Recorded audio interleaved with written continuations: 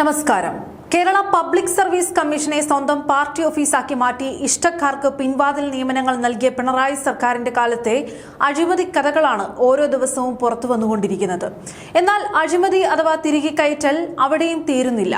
സർക്കാരിന്റെ ഔദ്യോഗിക വാർത്താ വിതരണ സംവിധാനവും കണ്ണും കാതുമാകേണ്ട PRDA വരെ മുൻ പിണറായി വിജയൻ സർക്കാരിന്റെ കാലത്ത് അഴിമതിയുടെയും സ്വജനപക്ഷപാതത്തിന്റെയും താവളമാക്കി മാറ്റിയിരുന്നതിന്റെ വൻ വിവരങ്ങളാണ് ഇപ്പോൾ പുറത്തു വന്നുകൊണ്ടിരിക്കുന്നത്. നമ്മുടെ സർക്കാർ സ്ഥാപനങ്ങൾ എത്രത്തോളം അഴിമതി നിറഞ്ഞതായിരുന്നു എന്നതിന്റെ ഏറ്റവും വലിയ ഉദാഹരണം കൂടിയാണിത്. മുൻ സർക്കാരിന്റെ കാലത്ത് PRDയിൽ നടന്ന അതീവ ഗുരുതരമായ ചട്ടവിരുദ്ധ നടപടികൾ, അസിസ്റ്റന്റ് ഇൻഫർമേഷൻ ഓഫീസർ നിയമനങ്ങൾ, ക്രമക്കേടുകൾ എന്നിവയിൽ ഇതാ പുതിയ മുഖ്യമന്ത്രിയുടെ പ്രിൻസിപ്പൽ സെക്രട്ടറി നേരിട്ട് അടിയന്തര റിപ്പോർട്ട് തേടിയിരിക്കുകയാണ്.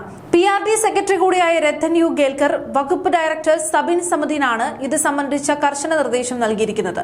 മുൻ സർക്കാർ രാഷ്ട്രീയ താൽപര്യത്തോടെ ഒതുക്കിയ ഉദ്യോഗസ്ഥരെ തിരികെ വിളിച്ച് കസേരകൾ ശുദ്ധീകരിക്കുന്ന നടപടികളാണ് ഇപ്പോൾ തലസ്ഥാനത്ത് നടക്കുന്നത്.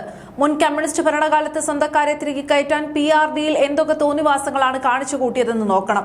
ഈയിടെ ഡയറക്ടർക്ക് വേണ്ടി ഇറക്കിയ ഇൻഫർമേഷൻ ഓഫീസർമാരുടെ സീനിയോറിറ്റി പട്ടിക പരിശോധിച്ചപ്പോഴാണ് വൻ തട്ടിപ്പ് പുറത്തുവരുന്നത്. യോഗ്യതാ പരീക്ഷകൾ പോലും ജയിക്കാതെ ഉദ്യോഗസ്ഥരും വകുപ്പിൽ നിന്നും ഇതിനകം വിരമിച്ച ആളുകൾ വരെ ഈ സീനിയോറിറ്റി ലിസ്റ്റിൽ സ്ഥാനം പിടിച്ചിരിക്കുന്നു.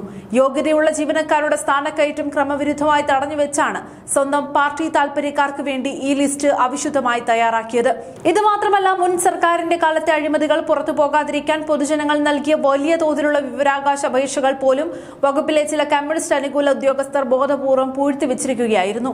ഇത്തരം ക്രിമിനൽ തട്ടിപ്പുകൾ പരിശോധിക്കാൻ media relations deputy director CF Dileep കുമാറിന്റെ നേതൃത്വത്തിലുള്ള പ്രത്യേക ഇൻവെസ്റ്റിഗേഷൻ ടീമിനെയാണ് പുതിയ ഡയറക്ടർ ഇപ്പോൾ ചുമതലപ്പെടുത്തിയിരിക്കുന്നത്. ഫയലുകൾ ഓരോന്നായി പൊങ്ങുമ്പോൾ പലരുടെയും കസേര തെറിക്കുമെന്ന് ഉറപ്പാണ്.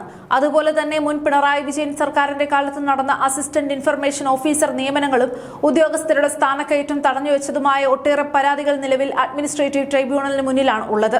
അവിടെയും ഇവർ വലിയൊരു കള്ളക്കളി നടത്തി. യോഗ്യരായ ഉദ്യോഗസ്ഥരുടെ സ്ഥാനക്കയറ്റം തടഞ്ഞുവെച്ച കേസിൽ അന്നത്തെ സർക്കാർ അറിയാതെ PRDയിലെ ഒരു സെഷൻസ് ഓഫീസർ സ്വന്തം നിലയിൽ ട്രിബ്യൂണലിന്റെ കള്ള സത്യവാങ്മൂലം നൽകി എന്നുവരെ അതീവ ഗുരുതരമായ ആരോപണം ഉയർന്നിട്ടുണ്ട്. പാർട്ടിയുടെ അഴിമതി മറയ്ക്കാൻ കോടതിയെ പോലും തെറ്റിദ്ധരിപ്പിച്ച വൻ മാഫിയ പ്രവർത്തനം തന്നെയാണിത്.